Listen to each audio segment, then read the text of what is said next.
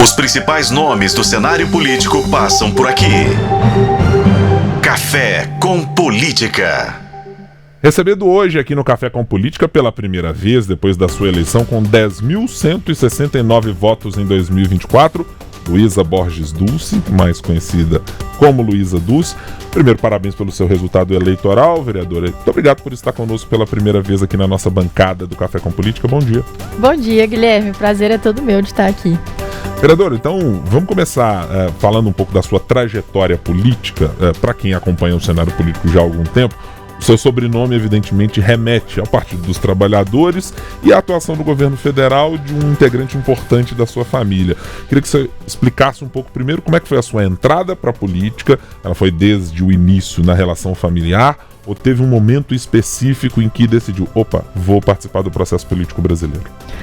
Bom, é interessante você perguntar isso. De fato, eu tenho um tio, né, que foi fundador do PT, foi o primeiro deputado federal do PT de Minas Gerais e foi ministro do governo Lula. E americano. Americano. Meu pai também é americano, meu irmão. E aí eu acho que isso diz respeito, assim, eu cresci numa família que sempre se preocupou com as causas sociais. Minha avó era uma pessoa da igreja que sempre, né, trazia essa preocupação. Eu sou filha de professores, né, universitários que sempre me colocaram num ambiente social, cultural favorável a prestar atenção na política, mas eu acredito, assim, que eu entrei para a política quando eu entrei para a universidade. Foi por meio do movimento estudantil que eu comecei a participar, então não teve uma vinculação familiar nesse sentido, sabe? Eu entendo que a família foi um espaço para despertar preocupações e compromissos sociais, mas a militância mesmo foi por meio do movimento estudantil, de gente que bateu na minha sala, deixa eu fazer uma fala aqui, chamar para a eleição de DA, de DCE, então foi por aí que eu iniciei minha militância. A senhora já tinha sido filiada ao Partido dos Trabalhadores antes da parte da universidade? Eu me filiei com 19 e 20 anos, eu já estava na universidade. Muito bem. E como é que era a relação da política na sua casa, vereadora? Essa discussão que a senhora disse, olha, temos sempre os pais como professores universitários, tem o seu tio inevitavelmente como um quadro dos dois primeiros governos Lula, que era muito relevante e tinha muita presença em Minas Gerais também, de articulação política com movimentos sociais, com movimentos das igrejas, por exemplo. Como é que era a conversa sobre política em casa, né? Porque a gente tende a imaginar sempre que assim, não, todo mundo que nasceu em berço político tem que tratar de política em casa. Inevitavelmente era esse um assunto? Eu lembro que era, assim, era um assunto muito... Meu pai tinha muito hábito de ler jornal, então é até emocionante estar aqui no tempo. E era um assunto cotidiano, mas não num cunho partidário, sabe? Eu não lembro muito da gente ter essa discussão partidária, era uma discussão mais política. Eu cresci, né? Eu fui criança e jovem nos governos do PT em BH. Então, assim, as obras que o Patrus realizou em Belo Horizonte, né? E aí Célio, Pimentel. Então, era um ambiente favorável para discutir política, mas a questão do partido estava presente, né? Então, nesse sentido, assim, eu vejo mais como causas, sabe? Que me motivaram. E aí tinha presença, tinha adesivo, tinha coisa, mas não era algo ostensivo, assim. A senhora falou das causas e falou de governos do PT na cidade. Então eu queria começar que a gente conversasse um pouco sobre Belo Horizonte. Quais são as causas que lhe motivaram a uma candidatura para vereadora? O que lhe chama a atenção das maiores necessidades da cidade? E depois quero falar um pouco sobre o governo Fuad. Mas o que são as pautas que são caras à senhora para participar do processo político agora como vereadora? Bom, o que me levou a decidir me candidatar, porque eu me filiei ao partido já tem mais de 15 anos e não tinha até 2020, 2022 pensado em me candidatar, é o entendimento de que a política importa, né, e de que decisões que são tomadas no parlamento ou no poder executivo impactam muito a nossa vida cotidiana. BH é uma cidade que já foi muito próspera do ponto de vista cultural, social, e a gente viu nos últimos anos o aumento da população em situação de rua, diversas questões ligadas à injustiça social na cidade, a questão ambiental que está cada vez mais presente, a gente viu semana passada a questão das enchentes, da mineração. Então, tudo isso me fez acreditar que a política é um espaço importante de ser ocupado, né? E que vale a pena participar disso. Então, foi uma decisão.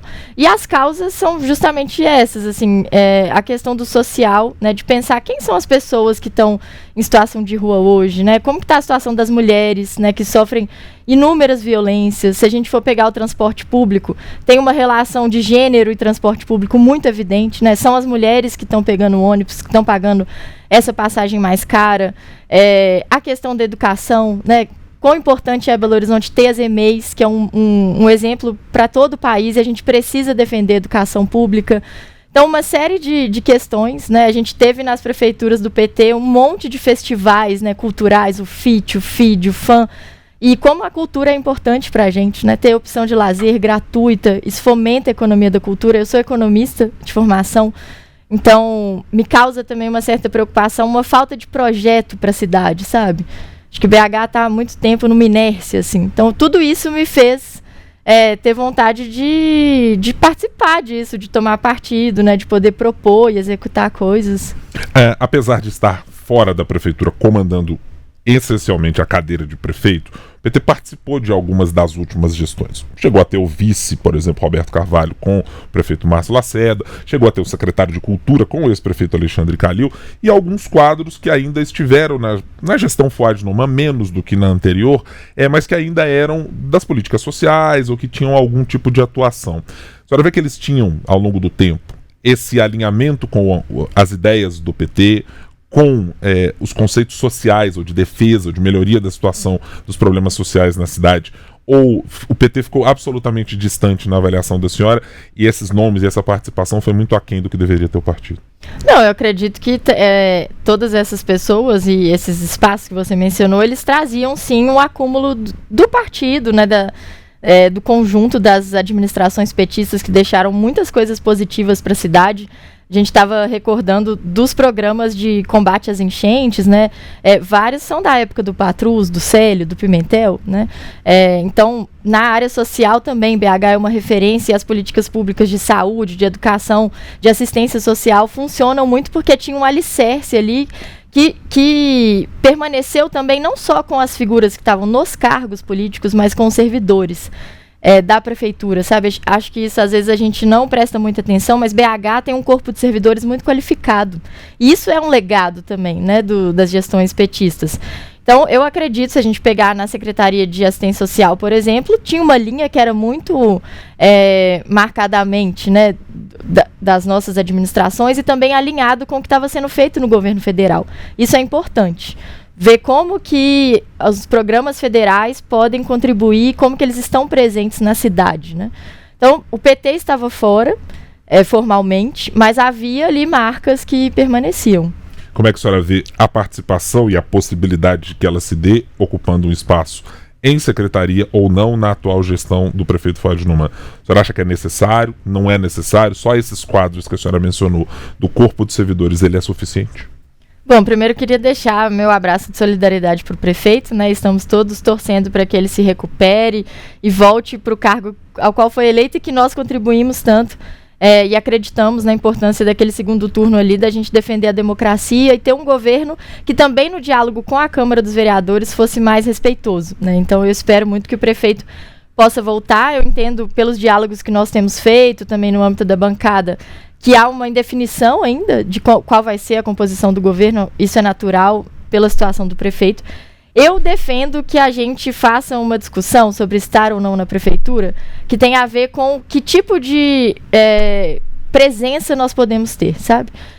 Ter alguma secretaria ou tocar alguma política pública, mas sem estar conectado com um projeto para a cidade, me parece que não seria tão interessante nesse momento.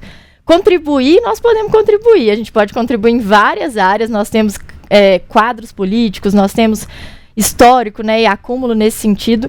Mas, para mim, eu vejo que seria importante a gente ter esse entendimento. A gente pode contribuir nos rumos da prefeitura, nos rumos centrais da prefeitura, né? Se não for assim, talvez não seja o momento de estarmos presentes. A senhora vê a necessidade de que seja para isso, para essa A gente usa muitas vezes a expressão de que, simbolicamente, ter um vereador ocupando aquele espaço no secretariado, ou alguém que tenha um tamanho político grande, ajuda a política pública a ser executada. Você diz, olha, tem alguém grande que está aqui ocupando um cargo e que pode levar decisões políticas para uma solução mais rápida. A senhora vê possibilidade de que seja alguém da bancada do PT ou do bloco de esquerda a ocupar um espaço dessa natureza? Acredito que na nossa bancada do PT e da bancada de esquerda, da bancada progressista, temos ótimos nomes. Então, se isso for colocado, acredito que é possível pensar algo nesse sentido, sim. Vamos para algumas discussões da cidade, vereadora, que são importantes neste atual cenário. Primeiro eu queria tratar sobre a situação de moradores de rua mencionada pela senhora. A gente já teve na última gestão, na última legislatura da Câmara, até comissão parlamentar de inquérito para tratar desse assunto. E aí houve quem criticasse e dissesse, olha, estão tratando de uma maneira absolutamente inadequada, tem quem dissesse, olha, mas é melhor tratar do que não tratar. Então, houve muita nuance em torno disso, e na campanha eleitoral nós tivemos também vários posicionamentos de candidatos com ideias absolutamente diferentes uns dos outros. Eu queria saber da perspectiva da senhora. O que a senhora acha que precisa ser feito? De que maneira precisa ser feito? Como é que o trabalho dentro da Câmara pode fazer algo para tentar encontrar alguma solução para esse problema? Bom, esse é um ponto central, não só para Belo Horizonte, mas para outros municípios. Teve em São Paulo uma discussão agora sobre o muro, né? A questão da população em situação de rua, ela é muito complexa porque existem vários perfis de pessoas que estão na rua, né? E a gente entender isso e não classificar as pessoas, né, como um só padrão, acho que é um início da gente conseguir tratar a questão. Existem pessoas que estão na rua, em qualquer metrópole, qualquer cidade grande do mundo, tem pessoas que estão na rua, inclusive porque elas são expulsas pelo próprio dinâmica do mercado de trabalho, né? A cidade, a urbanização, ela cria população de rua. Então, entender que essas pessoas têm direitos, né, precisam viver com dignidade, ter políticas de assistência, ter políticas de apoio, segurança alimentar, de higiene para essas pessoas, ter banheiro público, ter bebedouro público, isso é fundamental. Agora, nós vivemos nos últimos anos um aumento expressivo da população de rua em todo o país, e eu acredito isso aos intempéries da pandemia e também do governo Bolsonaro, que fizeram, né, aumentar muito a desigualdade e a pobreza no nosso país. São pessoas que, famílias, né? Há muito tempo a gente não via crianças na rua. Famílias inteiras que não têm como pagar aluguel, hoje estão na rua. Então, nós precisamos ter uma atenção com políticas de moradia, né? Com políticas de assistência social para tirar essas pessoas que querem sair da rua para que elas possam ter uma vida digna também. E como que a Câmara pode ajudar isso? Primeiro, a Câmara tem que colocar isso no centro da sua agenda. Os vereadores têm o papel de fiscalizar a Prefeitura, e nós podemos fiscalizar o conjunto de abrigos que a Prefeitura tem, as políticas de assistência, né? Na pandemia, a própria Câmara de Belo Horizonte propôs um auxílio emergencial, então nós também podemos pensar no desenho de políticas, contribuir nesse sentido com legislações que vão contribuir, buscar o diálogo com a sociedade, né? Existem Pastoral do Povo de Rua, uma série de associações e organizações que tratam da população, a próprio movimento das pessoas em situação de rua. Então, acho que é o momento da gente chamar né, esse conjunto aí de organizações, de coletivos, para buscar uma solução para a cidade. Também tem um outro problema que inevitavelmente cairá, digamos assim, nas mãos dos vereadores e do Poder Executivo nesse atual mandato. É discutir um novo contrato de ônibus para a cidade. Também há quem já tenha apresentado posições diversas. É preciso fracionar os serviços, manter como estão, mudar apenas como já foi feito. Olha, o recebimento de recursos das empresas é por quilometragem. Mantém ou não mantém o subsídio? Que posição pessoal a senhora tem sobre essa discussão e como vai defendê-la nesse seu mandato? Bom, Guilherme, acho que esse é um ponto central para essa administração. O contrato vai ser revisto em 2028, mas já vai começar a ser elaborado nesse ano e nos próximos.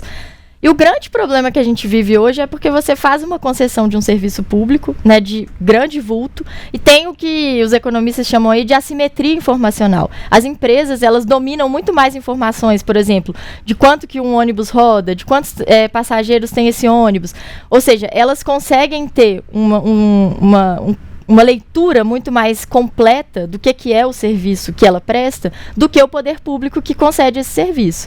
Então, o poder público ele fica meio que amarrado. E a questão da bilhetagem eletrônica, que lá no Rio de Janeiro hoje o prefeito Eduardo Paes está enfrentando isso, né? Qual que é a importância da gente ter uma bilhetagem eletrônica? Não é só para facilitar que a gente não precisa mais utilizar o dinheiro, né, para pagar o ônibus. É para também você ter informações ao vivo, né, que vão alimentar esse conjunto de dados, e você permite verificar a eficiência, né, e uma série de outras variáveis. Eu acho que a questão do transporte é fundamental a gente rever isso, né? A gente precisa apostar no transporte coletivo. Eu sou usuária de ônibus em Belo Horizonte, e a gente vê os ônibus de fato estão sucateados, mas a questão não é nem não é falar que os ônibus estão sucateados. Os ônibus não respeitam o que está lá no contrato de que a cada 20 minutos tem que passar um ônibus. Se você fica esperando muito tempo, você vai pedir um Uber, né?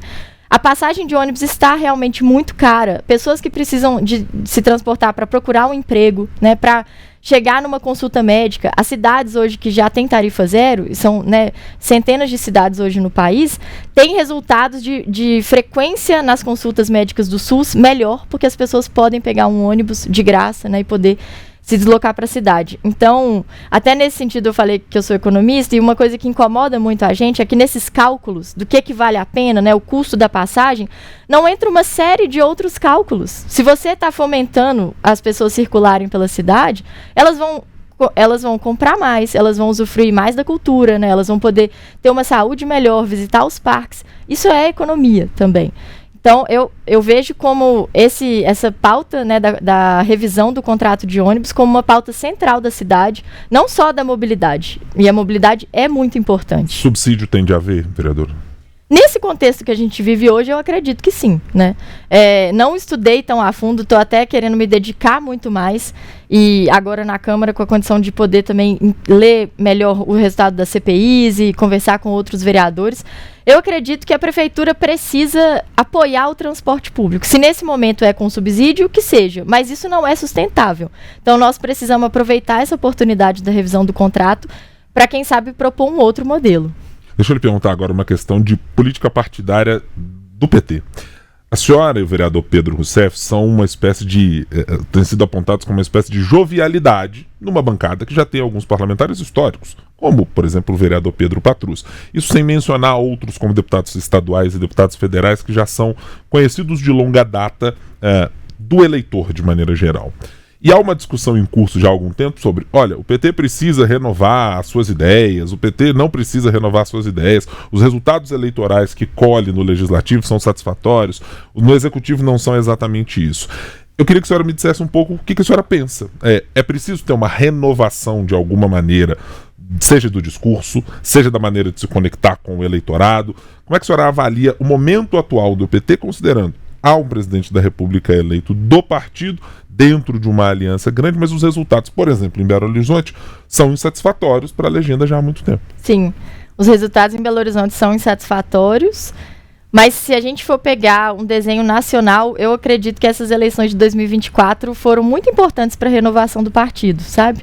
E posso dizer, não só das eleições de 2024, eu estava trabalhando no governo Lula, né, em 2023, na Secretaria-Geral da Presidência da República, e cheguei lá em janeiro, assim que o governo começou, e quantos quadros novos a gente viu nesse novo governo Lula, sabe, Guilherme? Isso é algo que às vezes não aparece muito, mas em todas as áreas. E tem a ver também com esse fato de que o partido tem muitas lideranças jovens, né, no campo mais eleitoral, mas também no campo da academia, ou que podem participar de administrações petistas. A questão da renovação, às vezes ela é meio jogada assim, e eu quero defender a renovação, mas a renovação com base nos nossos valores, né, das nossas raízes, digamos assim. Tenho falado muito na ideia da renovação raiz, né? E acredito que o PT é um partido que vai fazer agora, dia 10 de fevereiro, 45 anos. Todas as organizações envelhecem, o PT também envelheceu. E dos partidos que existem desde o fim da ditadura, né, que foram criados ali na década de 80, talvez o principal partido que sobreviveu junto com o MDB. E sobreviver tem um custo, né? Então, compreender essa complexidade do partido... Agora, eu fui candidata, fui eleita agora, assim como tantas outras lideranças jovens, porque a gente colocou o pé na porta e disse que ia ser candidato e tocou a campanha. Então, eu acho que ninguém, seja no setor privado, seja no setor público, chega, fala assim, vou abrir aqui a porta para você, a não ser que sejam pessoas que vão reproduzir exatamente, né, aquele modo de pensar que já está posto. Se a gente quiser renovar para transformar, para trazer coisas novas de fato, aí vai ter que ser com a nossa força, com a nossa coragem, e acho que o PT é um partido aberto para isso. O PT sempre foi muito ancorado na sua história numa relação com o trabalhador como, se não a principal, como um dos alicerces para se conectar com o eleitorado. Evidentemente que havia eleitores, por exemplo, das universidades, da Igreja Católica, mas sempre o discurso, até pela nomenclatura, sempre foi muito conectada com isso. E essa me parece uma questão que há muita gente questionando sobre. O PT está entendendo as novas maneiras de se lidar com informalidade, com as relações de trabalho, com o mundo do trabalho de maneira geral. A senhora avalia de que maneira? Essa é uma questão central para o partido? Não é? Ela é uma no meio de tantas? Como é que a senhora vê a relação do Partido dos Trabalhadores com o trabalhador brasileiro de 2025? Eu acho que essa é a questão central. Para o PT e para os diversos partidos de esquerda do mundo todo, entender como que o trabalho está mudando de natureza, está mudando de local, né? O home office, as formas onde as pessoas, antes grandes fábricas, né? Grandes trabalhadores rurais também muito organizados, e hoje você vê um esvaziamento do campo, você vê a juventude com outras possibilidades de trabalho, e como que fica, né, o nosso partido que defende os trabalhadores e as trabalhadoras, que precisa defender os direitos dessas pessoas, num contexto também de esvaziamento do direito do trabalho, né? Então, acho que é o principal desafio que a gente tem hoje. Acho que a gente tem que, ainda mais do que já estamos fazendo, o PT tem feito muitos estudos, tem feito muitas pesquisas, tem dialogado muito com os sindicatos, com outras organizações, entender um pouco para poder até propor, mas trazer também esses trabalhadores, né? Propor, acho que principalmente no contexto municipal, a gente tem muita coisa que a gente pode fazer, né, que a gente pode defender, sem defender a classe trabalhadora, defender essas pessoas, às vezes com outras marcas também, né? Como que a gente pode chegar nessas pessoas, quais são as principais demandas? Acho que esse é o desafio e é o foco, tem que ser o foco da nossa atuação daqui para frente. Deixa eu, inevitavelmente, fazer uma pergunta para a senhora, porque esteve no governo Lula. Comunicação está exatamente nesse momento como a geni da vez do atual governo Lula. A senhora identifica de fato que há um problema de comunicação do governo, levando-se em conta os resultados econômicos que a equipe econômica sempre tem dito? Temos resultados positivos, mas não conseguimos traduzi-los para o eleitorado. É um problema de comunicação, essencialmente? Eu acredito que a comunicação ela é responsável por uma parte expressiva desse problema da gente poder se comunicar de fato, né, com os eleitores e com a população de maneira geral. Mas se a gente pegar, você mencionou os dados econômicos, uma coisa que me incomoda muito, quando a gente vê nos jornais, na rádio, os principais indicadores econômicos que são sempre apresentados o valor do dólar, né, do câmbio, bolsa de valores, e não o desemprego, né, não o aumento do salário mínimo. Isso sim é um dado econômico que precisa ser, que é importante para a vida das pessoas. Então há também uma tentativa de esconder, né? Isso é algo que a gente sempre enfrentou e está posto de maneira geral, mas o problema da comunicação, acho que ele é um problema, mas ele está sendo aumentado, né? A gente, como você falou, está colocando como se fosse a GNI, né? A grande fonte ali das questões, e acredito que mudanças eram necessárias. Vamos apostar muito agora nessa gestão do Sidônio, acho que traz muitas coisas novas, é uma oportunidade, mas entendendo que vai ter muita gente jogando contra e desinformando. A questão das fake news é um problema hoje mundial, humanitário, eu diria, né? Porque tem pessoas que, enfim, na Covid-19, pessoas que morreram por conta disso, tem pessoas que caem em golpes todos os dias por conta de fake news. Então a fake news é um problema cotidiano, coletivo e individual que a gente precisa enfrentar. Não acho que é uma política de comunicação do governo que vai dar conta disso sozinho. Tem que ser um enfrentamento do governo, do poder executivo, do legislativo, do judiciário, né, do Brasil todo, para que a gente possa enfrentar isso. Nós estamos conversando com a vereadora de Belo Horizonte, Luísa Dulce, do PT. No Café com Política, hora do bate-pronto. Posso falar? Agora, vereadora, sim, a senhora vai falar, e vai falar no nosso bate-pronto. Esse é um quadro em que a gente faz perguntas rápidas e respostas na mesma proporção. Se a senhora quiser falar diretamente para os seus eleitores, é aquela câmera 7 que está ali bem debaixo da TV. Então vamos lá. Primeira pergunta. Presidência de Juliano Lopes na Câmara Municipal. Qual é a expectativa da senhora?